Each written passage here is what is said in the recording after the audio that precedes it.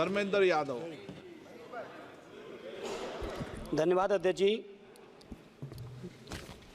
मैं इस संविधान के 129वें संशोधन अधिनियम के विरोध के लिए खड़ा हूं। अध्यक्ष जी, मैं समझ नहीं पा रहा हूं, अभी 2 दिन पहले संविधान को बचाने की, संविधान की गौरवशाली परंपराएं की कस्में खाने में कोई कमी नहीं रखी।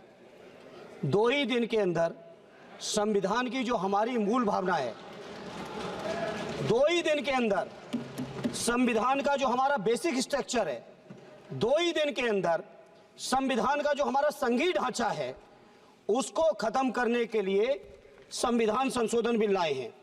मैं मनीष तिवारी जी से सहमत हूं और अपनी पार्टी और अपने नेता आदरणीय अखिलेश यादव जी की ओर से कहना चाहता हूं, ये बिल पूरे देश के जो अलग अलग भेष भाषाएं, संस्कृति, क्षेत्र की जो मान्यताएं हैं, जो हमारे संविधान निर्माताओं ने बहुत सोच विचार के मंथन अध्ययन करके ये संघीय ढांचा तैयार किया था, राज्यों का गठन भी किया था, संस्कृति के हिसाब से, क्षेत्र के हिसाब से, भाषा के हिसाब से, परिस्थितियों और समय के हिसाब से।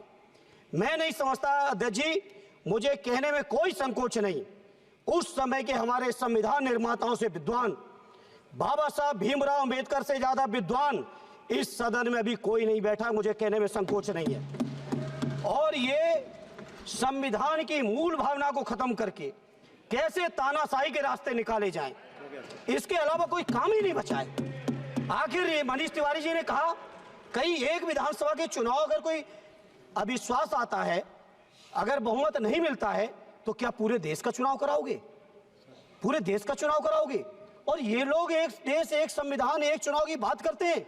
जो लोग 8 विधानसभाएं भी एक साथ नहीं करा पाते हो, मौसम देख के तारीखें बदलते हो, वो लोग बात करते हैं एक देश एक चुनाव की।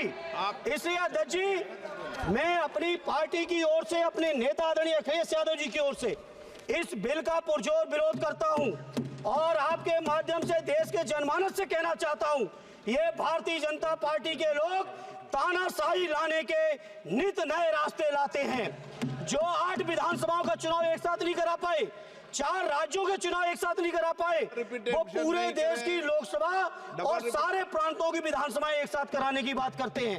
मैं पूछना चाहता हूं सरकार से, अगर एक प्रांत के अंदर सरकार गिरती है तो क्या पूरे देश की लोकसभा के चुनाव कराओगे? क्या अगर लोकसभा के चुनाव के चक्कर में उस प्रांत के लोग क्यों सफर करेंगे? अरे चर्चा कर लेना। अरे कुछ नहीं बचा है, कुछ नहीं बचा है आपके पास। अध्यक्ष जी, सदन को थोड़ा सा सिस्टम में लाएं। अध्यक्ष जी, आपसे अनुरोध है, आपके माध्यम से सरकार से अनुरोध है, जनता ने बड़ी उम्मीदों के साथ हम सबको भेजा है और हम सब लोगों की जिम्मेदारी है, ये संविधान विरोधी, संघीय ढांचे विरोधी, बेसिक स्ट्रक्चर विरोधी कई केसों की चर्चा की मनीष तिवारी जी ने, मैं उनके साथ जोड़ते हुए माननीय सर्वोच्च न्यायालय की भावनाओं के विरोधी, गरीब विरोधी, दलित विरोधी, पिछड़ा विरोधी, मुसलमान विरोधी, इस नीयत को वापस लो। ये अध्यक्ष जी, आपके माध्यम से मेरी आपसे प्रार्थना है। बहुत बहुत धन्यवाद।